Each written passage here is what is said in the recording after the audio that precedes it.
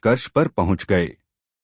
उसी दिन उन्होंने अपने आदमियों को इकट्ठा किया और फिर जल्दी से द्वीप छोड़कर इधर-उधर बिखर गए।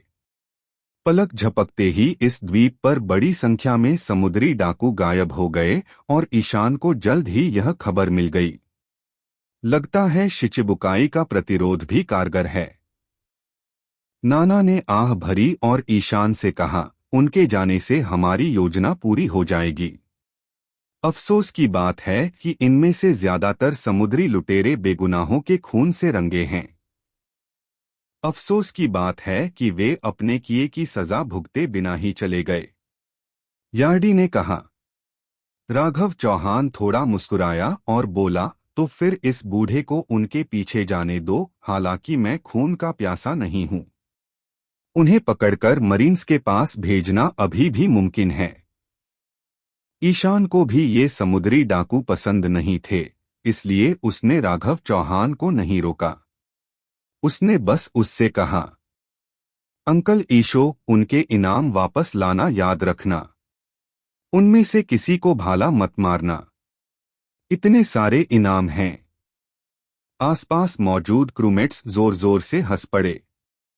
दरअसल मरीन्स द्वारा ईशान को दिए गए उपनाम की तुलना में जो लोग लंबे समय से उसके साथ थे, उन्हें लगा कि मनीग्रबर उपनाम ईशान के लिए ज्यादा उपयुक्त था। जब राघव चौहान भागे हुए समुद्री डाकुओं का पीछा करने के लिए चला गया, तो नाना ने कहा, जैसे ही ये समुद्री डाकू चले जाएंगे, वरुआ शांत नहीं बैठेगा, है ना? हाँ, हो सकता है वह हमारे पास हमारी सोच से भी जल्दी आ जाए। ईशान ने कहा, यह उचित ही है कि जब कोई शिचिबुकाई अपने देश में राजा के रूप में प्रकट हो तो उसे ईशान से मिलने आना चाहिए। यह शिचिबुकाई के विशेषाधिकारों में से एक है। साथ ही राजा को दूसरे पक्ष का भी सम्मान करना चाहिए।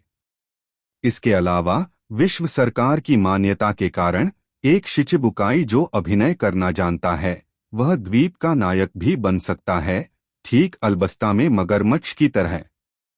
ईशान और बाकी लोग गलत नहीं थे। इस समय अपने महल में वरुआ इस स्थिति को लेकर बहुत चिंतित था। 14 समुद्री डाकू समूहों में से अधिकांश अलविदा कहे बिना चले गए। तो मेरा मतलब है बिना किसी सूचना के XD, जिससे वरुआ को अपनी अधिकांश जनशक्ति खोनी पड़ी। जाहिर है ये सभी समुद्री डाकू समूह कायर थे, लेकिन फिर भी उनकी संख्या बहुत ज्यादा थी। प्रत्येक समुद्री डाकू समूह में लगभग 200 लोग थे। 14 समुद्री डाकू समूहों में कुल मिलाकर लगभग 3000 सदस्य थे और वे सभी हथियारबंद थे। आथर इन समुद्री डाकुओं की मदद से वरुआ खनिकों के दंगे को दबाने में सफल रहा। आखिरकार, हालांकि ये विद्रोही आम लोग ही थे और उनके पास हथियार नहीं थे, फिर भी उनकी संख्या 20,000 लोगों की थी। 200,000 से ज्यादा की आबादी वाले इस छोटे से देश में ये 20,000 खनिक सभी वयस्क पुरुष थे। वरुआ के पक्ष की स्थिति अब बहुत खराब थी। उसके पास अभी भी 1000 से ज्यादा लोगों की सेना है, जो उसने अपनी समुद्री डाकू रेजिमेंट की रीढ़ से बनाई थी। लेकिन यह जनशक्ति ज्यादा से ज्यादा उसके महल की रक्षा ही कर सकती है। वह विद्रोह को दबाना चाहता है, लेकिन वह अकेले ऐसा नहीं कर सकता। ऐसे में उसे नई विदेशी मदद ढूंढनी होगी। हालांकि जब उसके द्वीप पर एक शिचिबुकाई है और वह जाने से इनकार करता है, तो वरुआ किसी भी भाड़े के सैनिक को काम पर रखने में सक्षम नहीं होगा, भले ही वह अधिक पैसे देने को तैयार हो, जब तक कि वह 4 सम्राटों के समुद्री डाकू को नहीं ढूंढ लेता। ईशान कितना दबंग था। जब तक वो इस द्वीप पर है, ज्यादातर समुद्री डाकू उसे उकसाने की हिम्मत नहीं करेंगे। वरुआ की चिंता का कारण यही था। इस द्वीप से बड़ी संख्या में समुद्री डाकुओं के चले जाने के बाद विद्रोही सेना में हलचल मच गई है। हालांकि ड्रैगन हंटर समूह को लेकर उसके मन में अभी भी कुछ शंकाएं हैं। यद्यपि वरुआ को यह नहीं पता था कि वह द्वीप पर क्यों रुका हुआ है, लेकिन उसकी अंतरात्मा ने उसे बताया कि दूसरा पक्ष संभवतः थंडरस्टोन के लिए आ रहा है। द्वीप के महल में एक भव्य मुकुट पहने एक व्यक्ति अपने कार्यालय में बेचैनी से इधर-उधर घूम रहा था। यह व्यक्ति बूढ़ा लग रहा था और वह इस देश का वर्तमान राजा वरुआ है। 8 साल पहले वह अभी भी एक समुद्री डाकू था जिसे द रिपर के नाम से जाना जाता था, लेकिन उससे पहले वह एक शोध संस्थान में वेगापंक के साथ काम कर रहा था।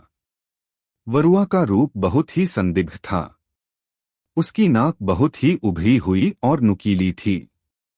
हालांकि सबसे प्रभावशाली चीज उसके चेहरे पर घने निशान थे। ये निशान उन्हें रिसर्च इंस्टीट्यूट से भागने पर मिले थे। उसी साल विश्व सरकार ने अचानक मरीन भेजकर रिसर्च इंस्टीट्यूट पर हमला करवाया और वेगापंक को गिरफ्तार कर लिया।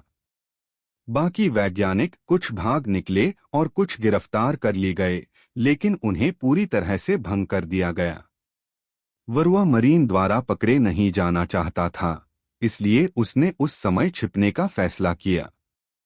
असल में वह सब कुछ खत्म होने तक किसी गुप्त जगह पर छिपना चाहता था। हालांकि उसे यह नहीं पता था कि जब मरीन खाली कर रहे थे तो उन्होंने ज्यादातर शोध केंद्रों पर बमबारी की थी। वरुआ विस्फोट में बच गया, लेकिन उसका चेहरा विकृत हो गया था, पूरी तरह से बिगड़ गया था। सौभाग्य से विकृत रूप ने उसे अपनी असली पहचान छिपाने में भी मदद की। शुरुआत में मरीन ने भागे हुए वैज्ञानिकों की तलाश में अच्छा काम किया। विकृत रूप का फायदा उठाकर वरुआ बाद में हुई तलाशी में सफलतापूर्वक बच निकला और फिर एक छद्म नाम का इस्तेमाल करके समुद्री डाकू के रूप में समुद्र में निकल गया। हालांकि एक वैज्ञानिक के रूप में उसकी पहचान उसके लिए समुद्री डाकू बनना मुश्किल बना सकती थी। इसलिए भेष बदलकर उसने एक समुद्री डाकू समूह बनाया और बहुत सारा धन लूटा। इसलिए उसने अंततः एक देश ढूंढने और छिपने का फैसला किया ताकि अपना शोध जारी रख सके। जब वह अनुसंधान संस्थान में था, तब वरुआ ऊर्जा के स्रोतों की तलाश में था। उस समय वेगापंक के साथ उसके अच्छे संबंध थे और वेगापंक उस समय पहले से ही एक साइबोर्ग परियोजना पर काम कर रहा था। वरुआ उस परियोजना के ऊर्जा विकास में उसकी सहायता कर रहा था। अब हालांकि शोध संस्थान भंग हो चुका था, वरुआ इस द्वीप पर आकर अपने पुराने व्यवसाय पर फिर से काम करने लगा। राजा बनने के बाद देश की अधिकांश संपत्ति का स्वामी वह ही था। इसलिए उसने महल के तहखाने में अपनी प्रयोगशाला फिर से बनवाई और थंडरस्टोन का अध्ययन शुरू किया। थंडरस्टोन की खोज संयोगवश उस द्वीप के पास से गुजरते समय हुई। समुद्री डाकू का काम छोड़ने के बाद वह द्वीप पर कब्जा करने के लिए वापस लौटा और उस पर शोध करने लगा।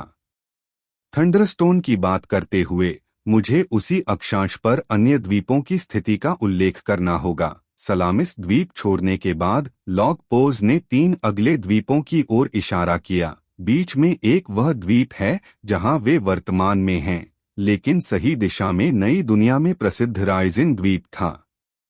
नई दुनिया में ऐसे कई द्वीप हैं जिन्हें अत्यंत खतरनाक माना जाता है और राइजिन द्वीप उनमें से एक है। विशेष जलवायु परिस्थितियों के कारण यह द्वीप साल भर गरजचमक के साथ बारिश से घिरा रहता है। द्वीप के ऊपर आकाश में काले बादल छाए रहते हैं और हर पल द्वीप की धरती पर भयंकर बैंगनी गड़गड़ाहट और बिजली गिरती रहती है। पूरा राइजिन द्वीप बिजली के पिंजरे में तब्दील हो गया है और यहां उतरने का कोई रास्ता ढूंढना नामुमकिन है। संभवतः बारहमासी बिजली के हमलों के कारण इस द्वीप ने एक प्रकार का पत्थर उत्पन्न किया है जो बिजली की शक्ति को संग्रहित कर सकता है, जो थंडरस्टोन का मूल स्रोत है। लेकिन यह राइजिन थोर द्वीप निर्जन है और वहां अयस्कों का खनन असंभव है। वरुआ ने भी संयोग से इस रत्न द्वीप की खोज की थी। शोध के बाद उसे पता चला कि यह द्वीप पहले राइजिन द्वीप का ही हिस्सा लगता था। यह 200-300 साल पहले थोर द्वीप से अलग हुआ था। इस द्वीप की उथली शिराओं के नीचे ऊर्जा से भरी चट्टानें थीं। उस समय मरीन ने अनुसंधान संस्थानों पर बमबारी की और वरुआ को लगभग मार ही डाला। इस घटना ने उसे घृणा से भर दिया। इसलिए जब उसने इस द्वीप पर कब्जा कर लिया और थंडरस्टोन का खनन शुरू किया, तो वरुआ का उद्देश्य इन थंडरस्टोन का उपयोग करके एक शक्तिशाली हथियार बनाना और फिर विश्व सरकार और मरीन के खिलाफ जवाबी कार्रवाई करना था। दरअसल वरुआ बहुत ही कपटी है। हालांकि उसकी इच्छा बदला लेने की थी, फिर भी वह सतह पर विश्व सरकार के साथ सहयोग करने में कामयाब रहा। उन्हें कुछ वज्रपत्थर देकर वह अपनी जरूरत के अनुसार अनुसंधान निधि प्राप्त कर सकता है। आखिरकार वैज्ञानिक अनुसंधान में बहुत पैसा खर्च होता है। उनके और वरुआ के बीच सहयोग का वास्तविक उद्देश्य वास्तव में पीठ में छुरा घोंपने के लिए पर्याप्त समय और शक्ति प्राप्त करना था, और उन्हें कभी भी ऐसी बात का संदेह नहीं होगा। उन्होंने इसे केवल एक व्यवसाय के रूप में वर्गीकृत किया। चूंकि अनुसंधान के लिए बहुत सारा धन चाहिए, इसलिए वरुआ के लिए अपनी सेना में बहुत अधिक धन लगाना असंभव है। वह केवल इन खनिकों की जान ले सकता है और उन्हें लगातार कच्चा माल उपलब्ध कराने के लिए मजबूर कर सकता है। वह देश और अपने आसपास के लोगों की स्थिति पर विचार नहीं कर रहा था, इसलिए समय के साथ क्रोधित नागरिकों ने उसके खिलाफ विद्रोह शुरू कर दिया। इस दुनिया में यह सच है कि बहुत कम समुद्री डाकू अच्छे राजा बन पाते हैं। जब वरुअस को पता चला कि हालात बिगड़ रहे हैं, तो उसने सबसे पहले अपनी प्रजा को खुश करने की नहीं, बल्कि उन्हें दबाने की सोची। सत्य असत्य, अगर उसने भाड़े के सैनिकों को किराए पर देने के लिए जो पैसा इस्तेमाल किया था वह उन्हें दे दिया होता, तो हालात बहुत बेहतर हो सकते थे। उसने अपने पैसों का कुछ हिस्सा निकालकर 3000 से ज्यादा समुद्री लुटेरों को काम पर रख लिया। उसे इस बात की जरा भी परवाह नहीं थी कि वे अपना काम कैसे करते हैं। उसने बस उन्हें प्रतिरोध की लहर को दबाने के लिए कहा। इसलिए ये समुद्री लुटेरे इन बेचारे लोगों पर टूट पड़े। इस निर्णय का परिणाम नरसंहार का वह दृश्य था जिसे ईशान और अन्य लोगों ने इस द्वीप पर उतरने के बाद देखा। अब नवीनतम शिचिबुकाई के एक रहस्यमयी रूप से प्रकट होने के कारण राजा द्वारा नियुक्त सभी समुद्री डाकू भाग गए। इससे वरुआ को अपनी अधिकांश जनशक्ति गंवानी पड़ी। अगली दंगे की लहर आने पर उसे राजा के सिंहासन से बेदखल कर दिए जाने की संभावना है। उस समय विद्रोही सेना उसके महल पर कब्जा कर लेगी और उसके सभी शोध जला दिए जाएंगे। वरुआ यह सोच भी नहीं सकता था कि उसकी फैक्ट्री में फिर से विस्फोट हो सकता है। वह अपने दुखद अनुभव को दूसरी बार दोहराना नहीं चाहता था। हब्स, हब्स, वरुआ ने अपने गुर्गे का नाम पुकारा। हब्स शीघ्रता से प्रकट हुए, वरुआ के पास दौड़े और आदरपूर्वक बोले, महाराज, मैं आपके लिए क्या कर सकता हूँ? ईशान नाम के शिचिबुकाई से संपर्क करो और उसे बताओ कि राजा को तुम्हारी सुरक्षा की जरूरत है। वरुआ ने कहा, मैं उसे जो भी चाहिए वो चुका दूंगा, लेकिन उसे उन शापित खनिकों के विद्रोह को रोकना होगा। महाराज, हैब्स ने आश्चर्य से कहा, वह इस द्वीप पर बहुत दिनों से है। मुझे डर है कि अब उसे थंडरस्टोन के बारे में पता चल गया होगा। उन खनिकों ने हमारा राज खोज लिया है, जो शायद लीक हो गया होगा और उसके ध्यान में आ गया होगा। वरना वह इतने लंबे समय तक इस द्वीप पर क्यों रहता? एक शिचिबुकाई को ऐसी वस्तु में दिलचस्पी कैसे नहीं होती? अब कोई बात नहीं, बस जाकर उससे बात करो। उससे कहो कि अगर वो मेरा साथ दे तो मैं उसे कुछ थंडरस्टोन दे सकता हूँ। वरुआ ने गुस्से से कहा, क्या यह वाकई एक अच्छा विचार है?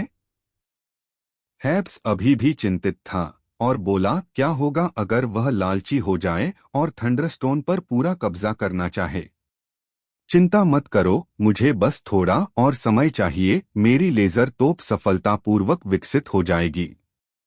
फिर मैं इस शिचिबुकाई का ध्यान रखूंगा। वरुआ अपनी योजनाओं और उपलब्धियों पर गर्व महसूस कर रहा था। वरुआ का आदेश पाकर हैब्स शहर में गया, होटल की ओर दौड़ा और ईशान को ढूंढ निकाला। ओह, क्या तुम्हारे राजा ने यही कहा? ईशान थोड़ा हैरान हुआ। उसे उम्मीद नहीं थी कि हब्स के संदेश में वरुआ सीधे कहेगा कि वह उसे कुछ वज्रपत्थर दे सकता है। दरअसल इस दौरान ईशान खाली नहीं बैठा है। वह नाना द्वारा प्राप्त थंडरस्टोन क्रिस्टल के छोटे से टुकड़े का अध्ययन कर रहा है। मिसाका का कार्ड होने के कारण ईशान बिजली और विद्युत ऊर्जा को नियंत्रित कर सकता है। उसने एक बार यह देखने की कोशिश की कि क्या वह थंडरस्टोन में विद्युत ऊर्जा को अवशोषित कर सकता है, लेकिन पाया कि यह संभव नहीं था। हालांकि वह इसकी ऊर्जा को अवशोषित नहीं कर सकता, ईशान इसके भीतर की शक्ति को नियंत्रित करने और उसका उपयोग करने में सक्षम था। मूल रूप से आयरन सैंड मैनिपुलेशन और रेलगन जैसे कौशल उसके नेन का बहुत अधिक उपभोग करते थे, लेकिन अगर वह इस क्रिस्टल को धारण करता तो वह अपनी ऊर्जा का उपभोग किए बिना इन क्षमताओं को सक्रिय कर सकता था। दूसरे शब्दों में, यदि उसकी जेब में पर्याप्त थंडरस्टोन हैं, तो वह उन्हें बाहरी स्टोरेज पावर बैंक XD के रूप में उपयोग कर सकता है। हालांकि ईशान ने अब नेन प्रतिभा के मास्टर स्तर को पार कर लिया है और अपनी नई क्षमताओं को अनलॉक कर लिया है, लाइटनिंग स्ट्राइक और उसका अल्टीमेट गॉड ऑफ थंडर, लेकिन ये अद्भुत कौशल, भले ही वह मास्टर स्तर पर हो और खपत 25% कम हो गई हो, वे अभी भी बहुत सारे नेन को खत्म कर देते हैं। इसलिए मन बोतलों के रूप में बड़ी संख्या में थंडरस्टोन प्राप्त करना बहुत अच्छा है। हालांकि वरुआ को लगा कि उसने एक बड़ी रियायत दी है। वह नहीं जानता था कि ईशान जो चाहता था वह मुट्ठी भर थंडरस्टोन नहीं था जो वह प्रदान करने को तैयार था, बल्कि उत्पादन पर पूर्ण नियंत्रण था। क्योंकि अपने स्वयं के उपयोग के अलावा ईशान विश्व सरकार के साथ एक समझौता करना चाहता है और ढेर सारा पैसा कमाना चाहता है। ईशान ने मन ही मन सोचा। उसे पता था कि अब अपना असली मकसद जाहिर करने से वरुआ और ज्यादा सतर्क हो जाएगा। अब जब वह उसके साथ सहयोग करने को राजी हो गया है तो यह एक अच्छी शुरुआत है, इसलिए चीजों को और उलझाने की कोई जरूरत नहीं है। तो उसने संतोष के साथ कहा, बहुत अच्छा, तो बात तय हो गई। 300 मिलियन बेरीज और साथ में कुछ थंडरस्टोन देकर मैं आपके राजा को उसकी जरूरत की सारी सुरक्षा प्रदान कर सकता हूँ। 300 मिलियन बेरीज भर्ती शुल्क के रूप में यह पैसा वास्तव में आश्चर्यजनक था, लेकिन हब्स बहुत खुश थे क्योंकि ईशान शर्तों को बदले बिना सहमत हो गया था। शिचिबुकाई की निवारक शक्ति 1 दर्जन समुद्री डाकू समूहों से भी ज्यादा है। ईशान के साथ समझौता करने से वरुआ कुछ समय के लिए विद्रोहियों को जरूर भूल जाएगा। बेशक हब्स जानता है कि वह किसी समुद्री डाकू पर, यहाँ तक कि शिचिबुकाई पर भी आसानी से भरोसा नहीं कर सकता, लेकिन उनके लिए कुछ समय खरीदना जरूरी है। एक निश्चित समय के बाद महामहिम वरुआ का शोध पूरा हो जाएगा। तब वह किसी भी प्रतिद्वंद्वी को हरा सकेगा। तो क्या मैं आपके राजा से मिल सकता हूँ? ईशान ने पूछा। बेशक महामहिम आपसे मिलकर बहुत खुश होंगे, हैब्स ने कहा। उस दिन दोपहर बाद ईशान अंततः वरुआ के महल में प्रवेश कर गया। एक छोटे से देश के लिए यह महल कोई अनोखी बात नहीं थी। यह बहुत छोटा था और देखने में भी बहुत आलीशान नहीं लग रहा था। हालांकि रास्ते में ईशान ने वहां का माहौल याद कर लिया। महल में ईशान की मुलाकात आखिरकार इस वरुआ से हुई, जो एक वैज्ञानिक, एक समुद्री डाकू और एक राजा था। उसके चेहरे पर पड़े ज़ख्मों और उसकी उदास आंखों ने उसे पहली बार देखते ही बेचैन कर दिया। वह जानता था कि ऐसे आदमी को यातना देकर अपने राज उगलवाने के लिए मजबूर नहीं किया जा सकता। हालांकि वरुआ जब भी उनसे मिला मुस्कुराता रहा, पर वह ईशान को भी गौर से देख रहा था। हालांकि ईशान जवान दिख रहा था, वरुआ ने लापरवाही बरतने की हिम्मत नहीं की और ध्यान से ईयान के व्यक्तित्व को शब्दों से परखा। ईशान जानता था कि ज्यादा बोलने से उसे नुकसान होगा, इसलिए उसने ज्यादा कुछ नहीं कहा। वरुआ ने उसे रात के खाने पर बुलाया तो ईशान ने थंडरस्टोन की रिफाइनरी देखने की इच्छा जताई। ईशान ने सोचा कि वरुआ शायद मना कर देगा, लेकिन अप्रत्याशित रूप से वह सीधे सहमत हो गया। रिफाइनरी जाना कोई अनोखी बात नहीं है। दरअसल ईशान घूम घूम कर सब कुछ नहीं समझ पाएगा। उसने तो बस अयस्क के ढेरों को कन्वेयर बेल्ट से भट्टी में जाते देखा था। कई प्रक्रियाओं के बाद वे थंडरस्टोन क्रिस्टल के छोटे छोटे टुकड़ों में बदल जाते हैं। ईशान ने कुछ देर इधर-उधर देखा और फिर वह चला गया और वरुआ ने उसे बाहर भेज दिया। जैसे ही वह महल से बाहर निकला और बाहर इंतजार कर रहे नाना के पास पहुंचा, ईशान तुरंत पीला पड़ गया और धीमी आवाज में बोला, कोई समस्या है? मुझे डर है कि थंडरस्टोन के शोधन में कुछ खास नहीं है, लेकिन वरुआ ने जरूर मुझसे कुछ छिपाया होगा। ईशान ने हमेशा सोचा था कि थंडरस्टोन का निष्कर्षण एक रहस्य होना चाहिए, और जब उसने स्मेल्टरी में दौरे के लिए कहा तो वरुआ को मना कर देना चाहिए था या इसे किसी और समय के लिए टाल देना चाहिए था। हालांकि उन्होंने यह उम्मीद नहीं की थी कि वरुआ सीधे सहमत हो जाएगा और बिना किसी हिचकिचाहट के उसे कारखाना दिखा देगा। ऐसे कामों के पीछे सिर्फ दो ही कारण हैं। एक तो यह कि रिफाइनरी का राज एक साधारण मुलाकात से नहीं खुल सकता। दूसरा यह कि थंडरस्टोन निकालने की प्रक्रिया में कोई राज नहीं है। ईशान ने इसके बारे में सोचा और महसूस किया कि दूसरी संभावना अधिक सत्य थी, क्योंकि जब उन्होंने चारों ओर का दौरा किया तो उन्होंने पाया कि वरुआ के प्रगलन संयंत्र में बहुत कम खनिक थे और उपकरण बहुत ही अल्पविकसित लग रहे थे और वे उच्च तकनीक जैसे नहीं लग रहे थे। इसलिए वह अपने दूसरे अनुमान पर ज्यादा ध्यान दे रहा था। उसे लगा कि वरुआ ने किसी और राज को छुपाने के लिए स्मेल्टरी का इस्तेमाल किया है। लेकिन अंत में ईशान को पता नहीं चला कि राजा क्या छुपा रहा था। वरुआ वाकई एक रहस्यमयी आदमी है। वेगापंक के सहयोगी के रूप में अपनी पुरानी पहचान के अलावा ईशान समझ नहीं पाया कि वह क्या छुपा रहा था। शायद हम चुपके से अंदर जाकर उस पर जासूसी कर सकें, नाना ने फुसफुसाते हुए कहा। मैं अंदर जाऊं या तुम? ईशान ने पूछा। नाना ने कुछ देर सोचा और कहा, मुझे अखरोट लेकर चुपके से अंदर आने दो। अगर बात बिगड़ भी गई तो हम नौकरानियों का भेष धारण कर सकते हैं, जिससे हमारी पोल खुलने की संभावना कम हो जाएगी। ईशान ने सिर हिलाया। जब वह पहले महल में था तो उसने देखा था कि अंदर बहुत कम आदमी थे, जिससे ईशान के लिए मुश्किल हो सकती थी। तो फिर आज रात ही ऑपरेशन करते हैं, ईशान ने कहा। तुम नौकरानियों का भेष धारण करके कुछ देर रुक सकती हो।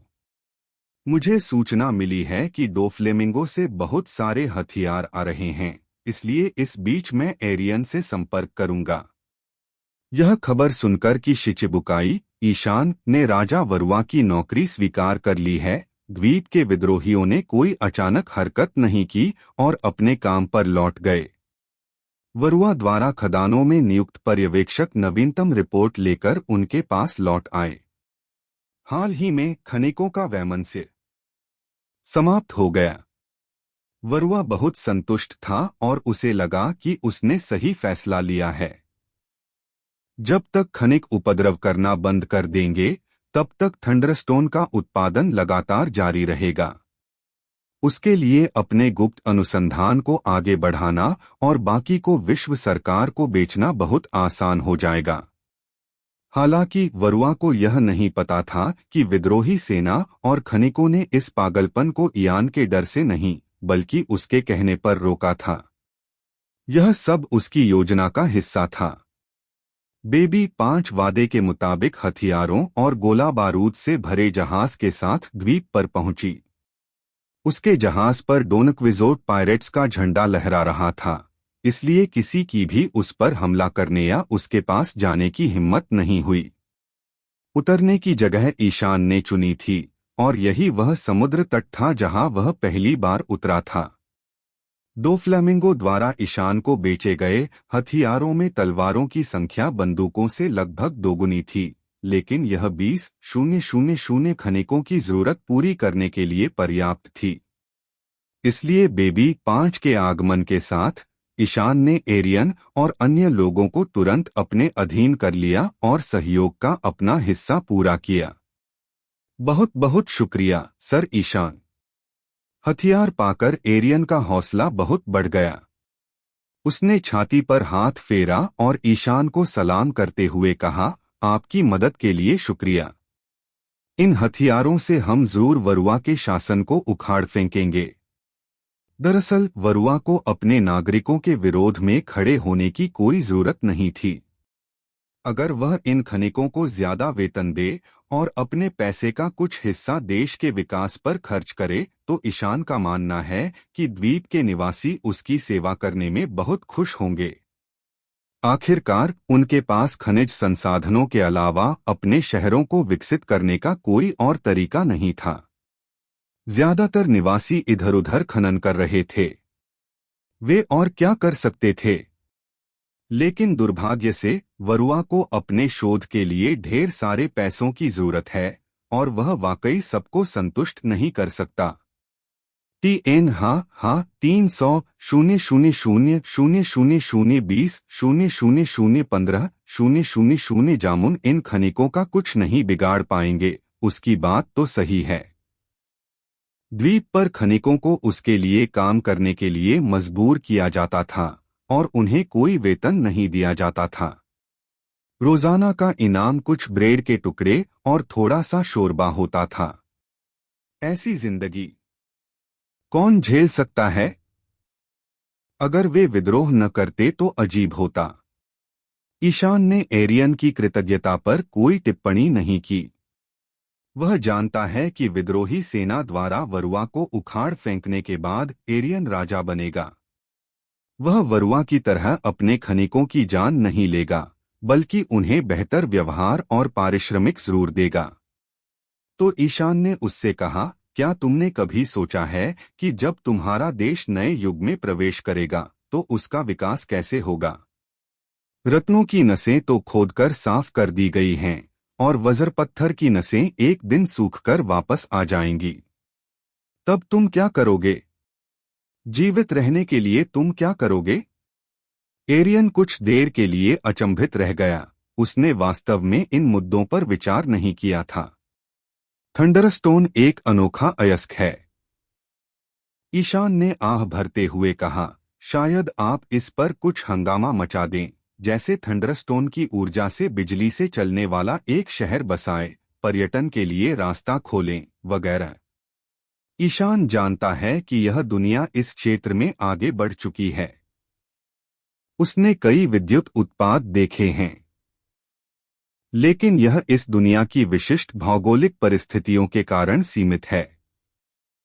अगर यहाँ कोई बिजली संयंत्र भी स्थापित किया जाता तो उसकी बिजली आपूर्ति का दायरा केवल स्थानीय द्वीप तक ही सीमित रह पाता और उसे अन्य स्थानों पर भेजना असंभव है, क्योंकि समुद्र के ऊपर इतनी लंबी दूरी तक केबल बिछाना असंभव है।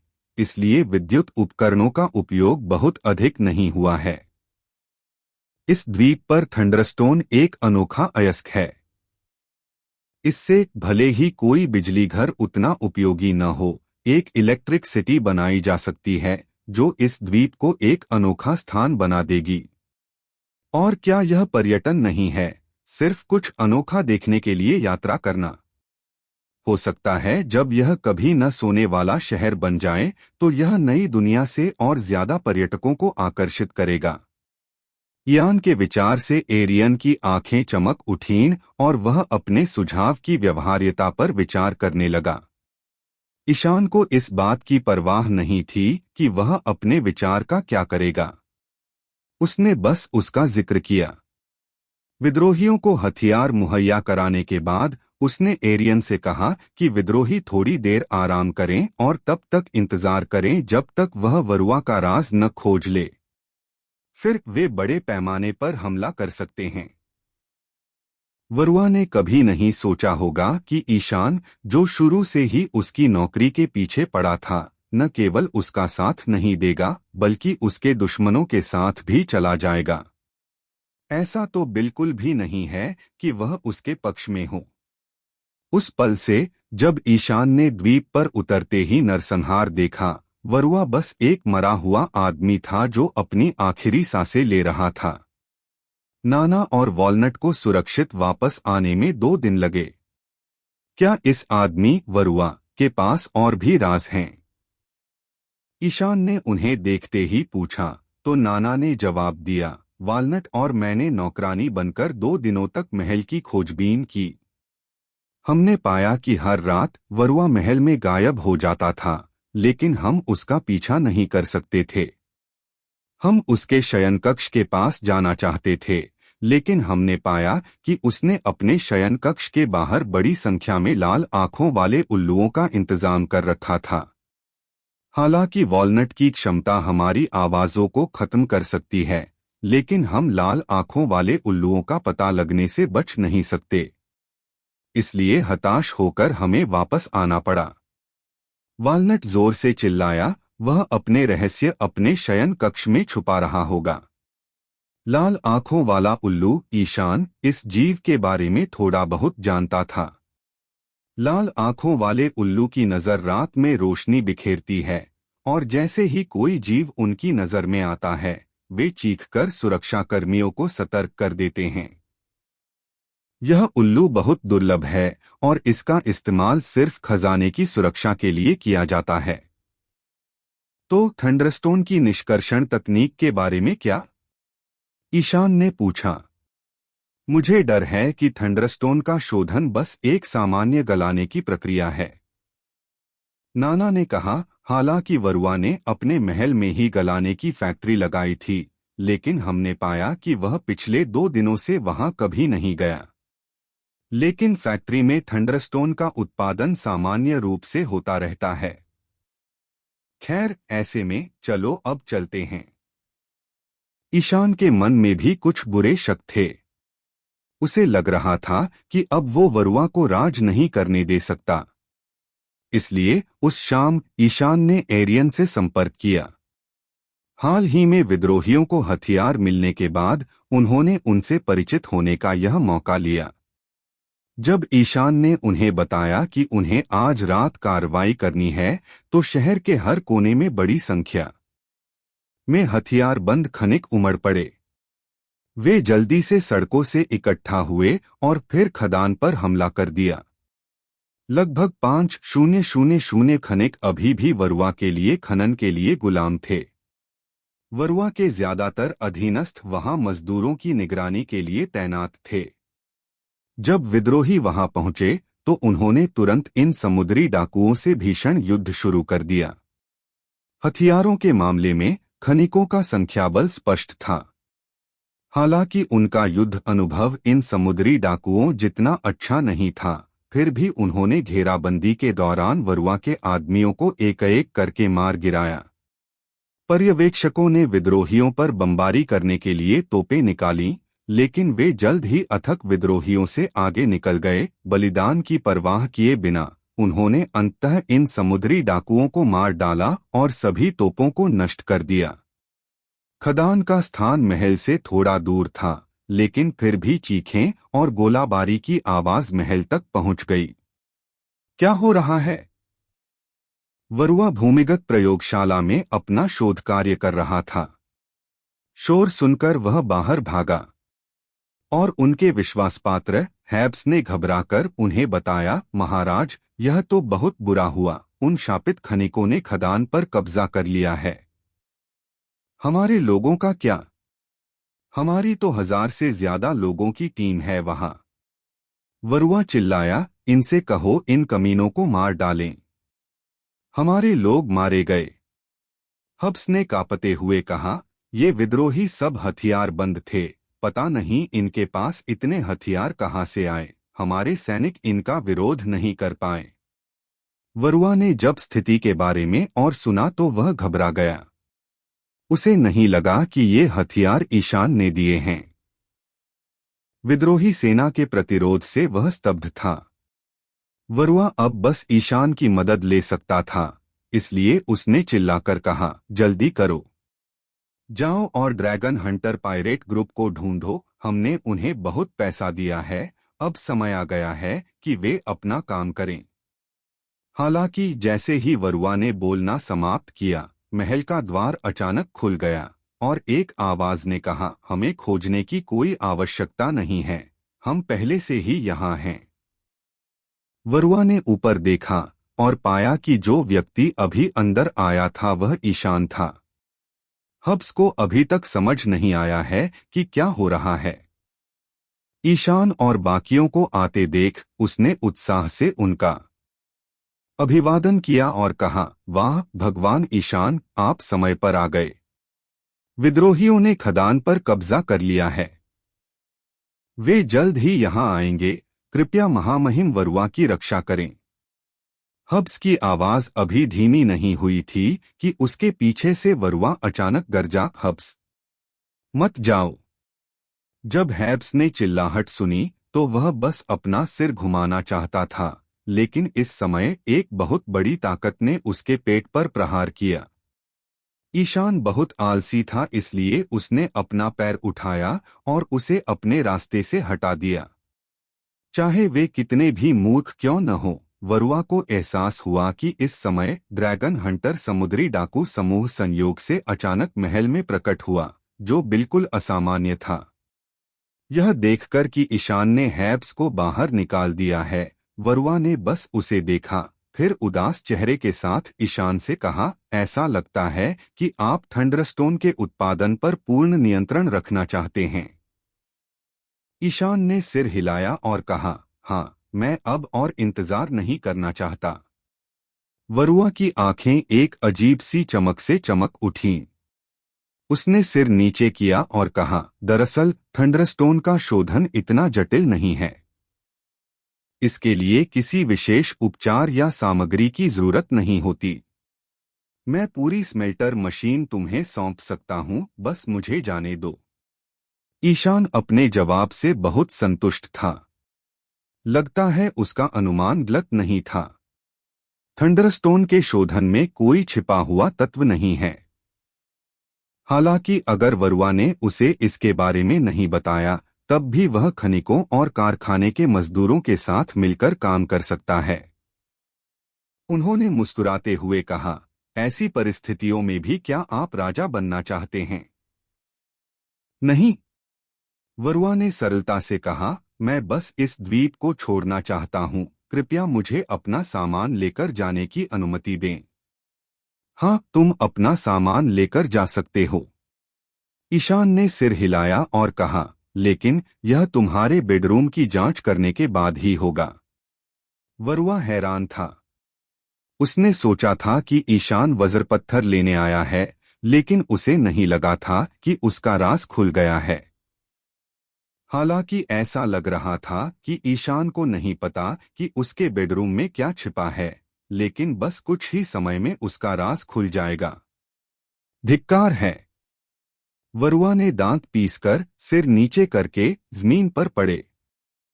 हैब्स को इशारा किया। हब्स हमेशा से उसका विश्वासपात्र रहा है, इसलिए जब उसने उसके हाव भाव देखे तो वह तुरंत वरुआ की योजना समझ गया, इसलिए उसने धीरे से सिर हिलाया। वरुआ ने फिर सिर उठाया तो उसने ईशान को गुस्से से देखा और बोला, बेटे, जब मैं समुद्र में गया था और समुद्री डाकू बना था, तब भी तू अंगूठा चूस रहा था। तो यह मत सोच कि तेरा इनाम मुझे डरा सकता है, यहाँ तक कि तेरे शिचिबुकाई की उपाधि भी नहीं डरा सकती। अरे सच में। ये सुनते ही ईशान की अचानक दिलचस्पी जाग उठी। क्या वरुआ ने यूं ही आमने सामने की लड़ाई के लिए कहा था?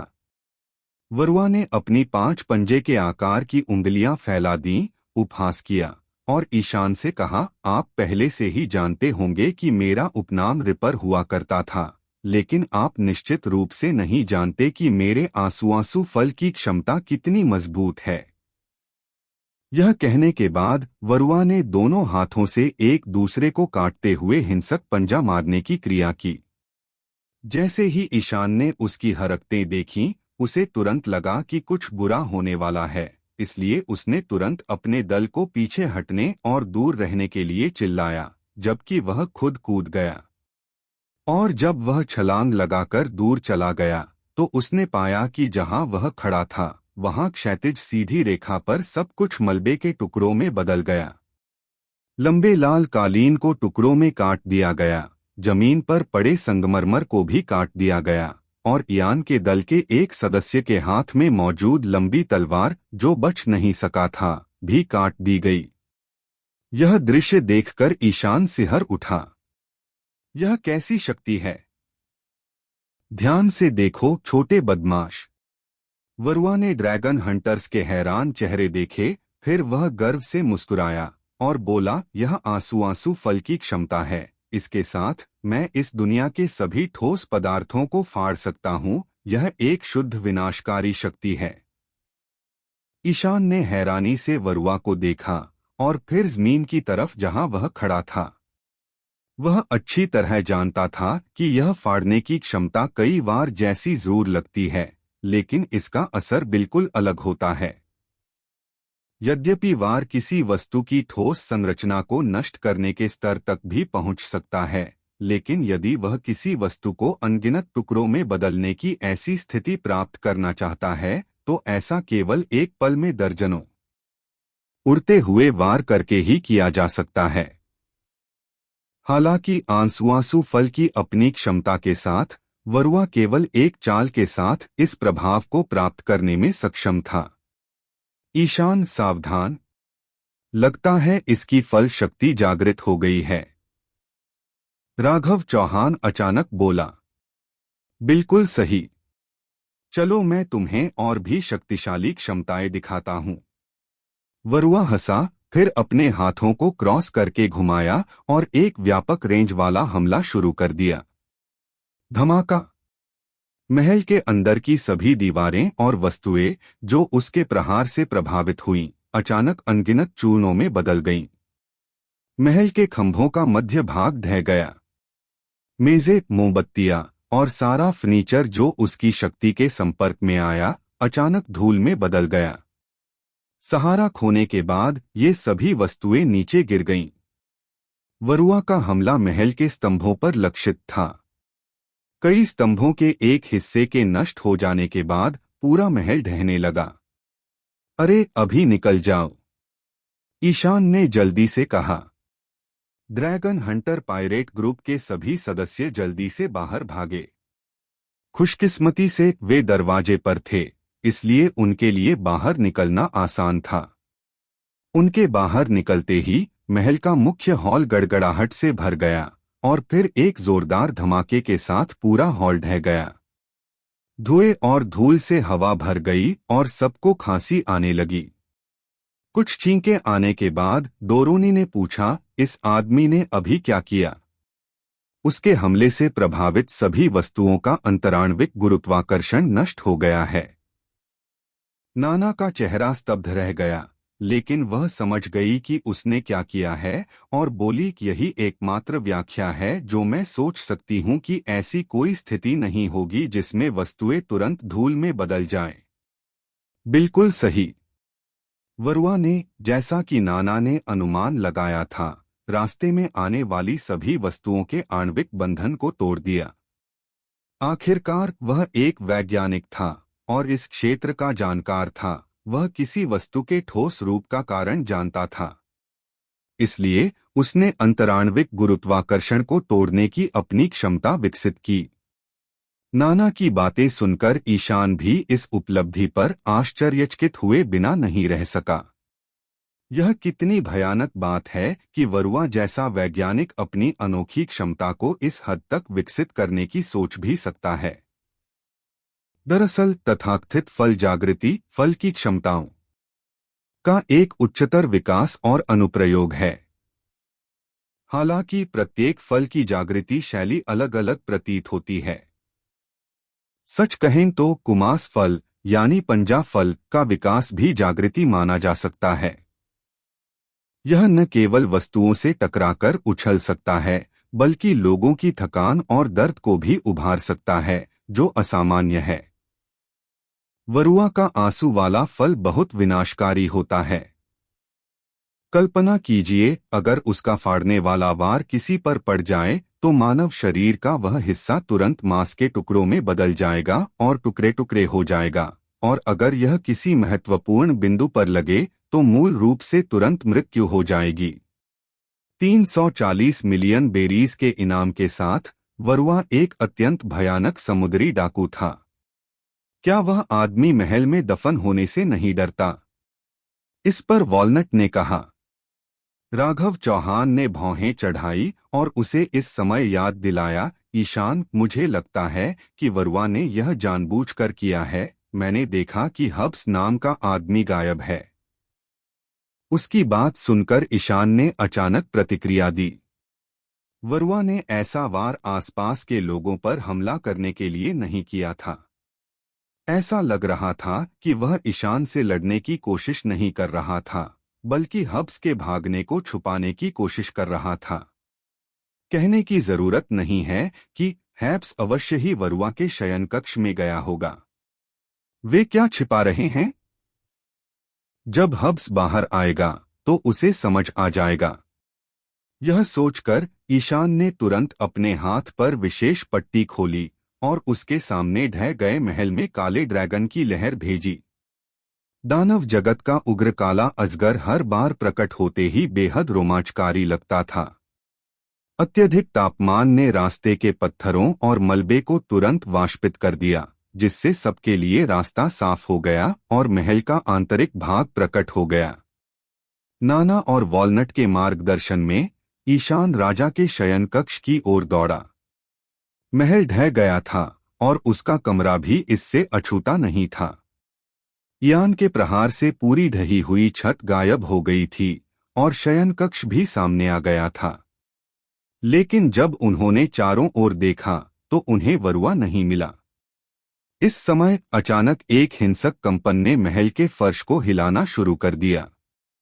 वो तो जमीन के नीचे हैं। ईशान ने अचानक प्रतिक्रिया देते हुए कहा, बेडरूम तो बस एक आवरण है, यहां तो तहखाना है। इन शब्दों के साथ ही कंपन और भी तेज हो गया। फिर एक जोरदार धमाके के साथ एक विशाल वस्तु सीमेंट की जमीन को चीरती हुई नीचे से बाहर निकली। यह एक पतली चिमनी जैसी चीज थी, जिसे जमीन से तोड़कर जल्दी से समतल कर दिया गया, और इस ट्यूब के पीछे तुरंत ड्रिलिंग करके एक विशाल वाहन निकला। पहली नजर में ईशान चिल्लाने से खुद को रोक नहीं पाया। यह विशाल वाहन किसी टैंक जैसा था। नीचे एक बक्सानुमा वाहक था, बिल्कुल टैंक के चेसिस जैसा, लेकिन बहुत बड़ा था। ऊपर की तरफ कमांड रूम था, जो बुर्ज जैसा दिखता था।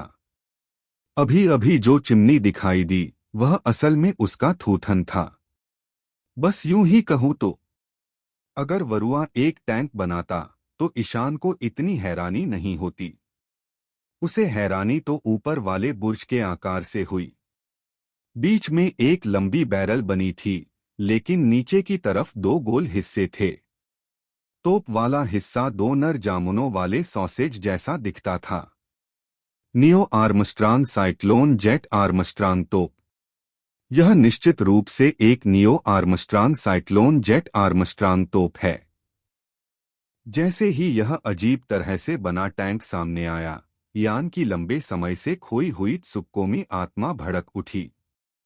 हालांकि इस समय वरुआ, जिसने अभी अभी टैंक चेसिस के ऊपर से ढक्कन खोला था, हांफते हुए ईशान पर घमंड से हंसा। अरे बच्चे, क्या तुमने मेरा राज नहीं पूछा था?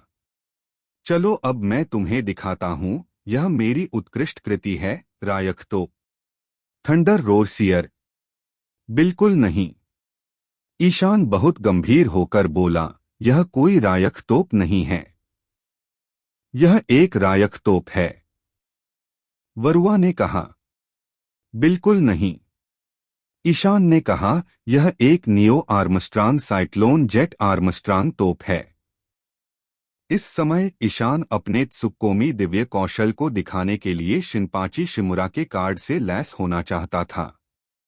वह वास्तव में वरुआ का कॉलर पकड़ना चाहता था और उससे उसकी सौंदर्य संबंधी अवधारणाओं के बारे में पूछना चाहता था।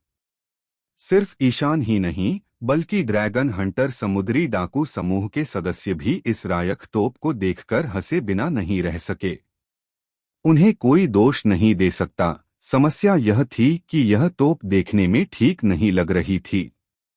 यह आकार वास्तव में थंडर तोप के नाम से मेल नहीं खाता, इसलिए ईशान ने इसे neo Armstrong cyclone jet Armstrong तोप कहने पर जोर दिया।